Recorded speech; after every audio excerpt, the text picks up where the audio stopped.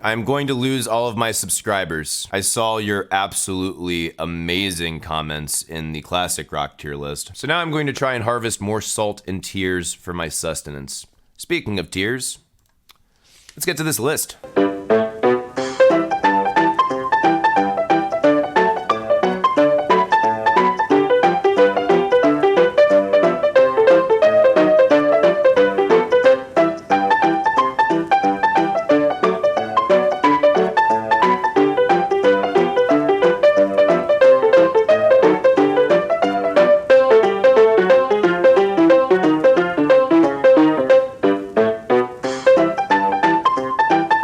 First up, When Day and Dream Unite, F tier, absolutely. I think this is just universally accepted.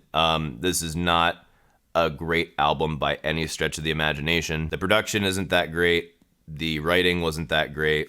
That was their first singer, who also wasn't that great. It's literally their first album, so it's like, duh. Next up, D tier, Falling into Infinity. I know there's a number of people who absolutely love this album. I have no clue why. I will say that I believe the production was pretty dang good on this album, especially considering the time and where they were at in their career. There's like only one song that I will actually maybe sometimes go back and listen to. The rest of that album, I just give so few fucks about. Lines in the Sand is pretty much the only thing I care about in that album. And I think I don't know, it kind of feels like Dream Theater's version of Achilles' Last Stand to me at some points, which I love that song, by the way. I just realized they don't have a Change of Seasons on here. Interesting. All right, D tier, Self-Titled album. When you take such a bold move as, after this long, illustrious career, making a very simple, black, chic looking album and just have it named after the band, that's a very bold move, and the music did not stand up to it. Again, there are only 2 tracks on this album that I consistently come back to, and one is not because I actually like the song, it's to demonstrate to people just how awful that snare was mixed. Poor Mike Mangini got so screwed as far as the drum mix on this album. All right, yeah, I think that addresses D tier. C tier. Friggin' Distance Over Time. There were some cool tracks on here. There were some enjoyable moments. I don't think there was a song on this album that was like a song that I totally fell in love with. Although I will say Untethered Angel definitely has grown on me a lot. And I think there might only be like 1 or 2 quote unquote not good or bad songs, in my opinion, like stuff that I don't like as much. Overall, I would say it is, like, by any basic standard, a very solid album. The production is significantly better than a number of the other albums that came before it in this new era. But there wasn't a whole lot for me that I was just like, wow. Although that riff in At Wit's End was so fucking fire. That's probably my favorite Dream Theater riff of all time. All right, C tier. Train of Thought. I just don't think I like the overall sound that Dream Theater was doing on this album. There are some good songs on it that I can enjoy from time to time, and obviously some really cool solos from time to time as well, but I feel like they maybe tried to embrace the nu metal sound a little bit too hard. I think the production on this album was actually pretty dang good, if I recall, and I think that helped a lot. But as far as the songwriting goes, there's not a whole lot of songs on here that I'm in love with. C tier, Black Clouds and Silver Lining. There are actually a number of songs on this album that I really love, and then there's a whole bunch of songs on this album that I just don't care about at all. As a matter of fact, there are definitely certain moments that feel very long-winded on this album, which, sucks to say, but we're sitting here, we're going to dissect everything, and I'm going to be a dickhead and obviously never have the chance to tour with Dream Theater ever again. Anything else in C tier? No, I think that'll do it. B tier, Awake. Again, I know this is a fan favorite album. A ton of people love this album. I actually enjoy it quite a bit. I think that Dream Theater had a really intense energy on this, and this is kind of, I think it was right after Images, and it's a very distinct departure from what Images was. And the one thing that draws me back the most on this album is the production, and you can't fault the band for that. It's where they're at in their career, what the technology was like and the availability of it at the time. So like I get the constraints, but that truly is a bigger drawback for me. I am more of a fan of mid-era Dream Theater as opposed to earlier Dream Theater. B tier, The Astonishing. And this is where people start to call me a con man and I have zero credibility. I actually really loved this album quite a bit, and I liked the ambition of what they were trying to do. The biggest reason why this actually does not go higher on the list is because for the number of songs on this album that I love, and there's a lot of them, there are so many songs I'm just like, ugh, instant skip.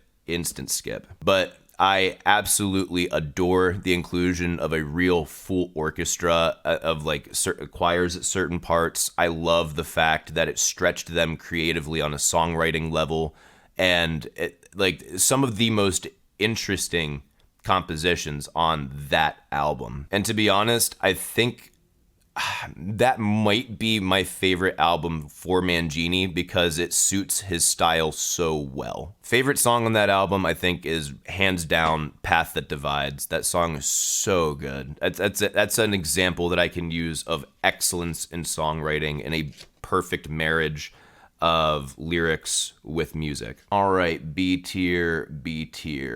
6 Degrees of Inner Turbulence. See, this is where, again, people start unsubscribing. 6 Degrees of Inner Turbulence, I can recognize is a really great album. There are just not that many songs that I love coming back to on this album. I think hands down the one that I like the most is Misunderstood. I wouldn't even necessarily call it the greatest song on that album. It's just the one that I like the most. For some reason, it just has not appealed to me the way that it has appealed to a lot of other people. All right, A tier.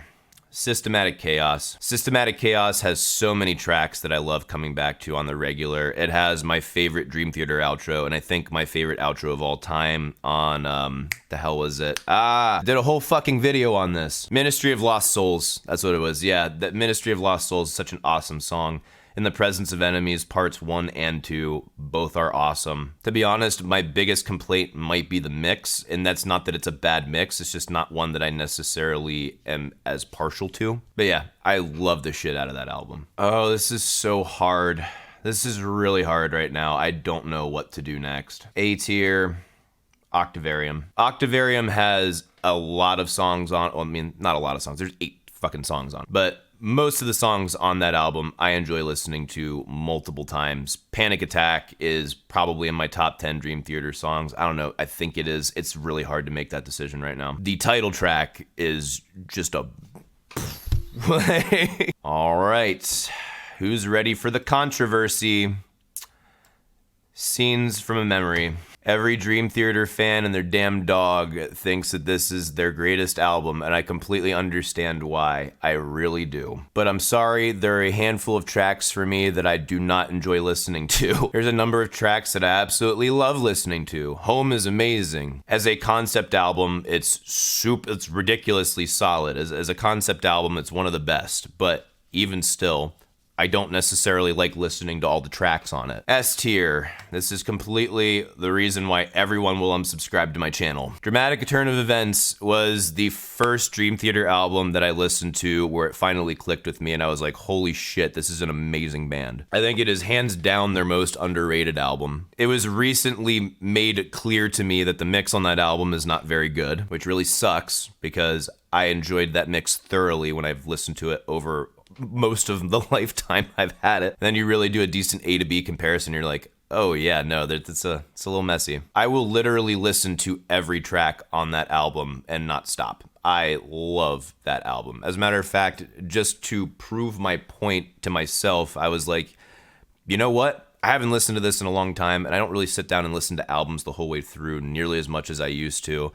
Let's just give this a whirl. And I went start to finish, and I had an absolutely wonderful time, and I sang along. I know all the fucking words. It's an absolutely beautiful album to me, and it is just on a personal level very close to my heart. All right, and Images and Words. This is an album where I don't even remember all the song titles, honestly, but I will listen through it every single time. That is an album I can listen through nonstop without a doubt. I love a lot of tracks off of that album, and I don't dislike any of them. And yes, that's even with the very not good production on that album. So yeah, if you're still watching, this is my tier list. Let me know how wrong you are in the comments below. If you like this video, if you like what I do on this channel, please hit hit the subscribe button. Unless you're already subscribed, then do not hit the subscribe button. Support me on Subscribestar. That is the only way that I can keep doing what I do on this channel. And you can follow me on Facebook, Instagram, and Twitter at Become the Night. Thank you guys so much for watching. See you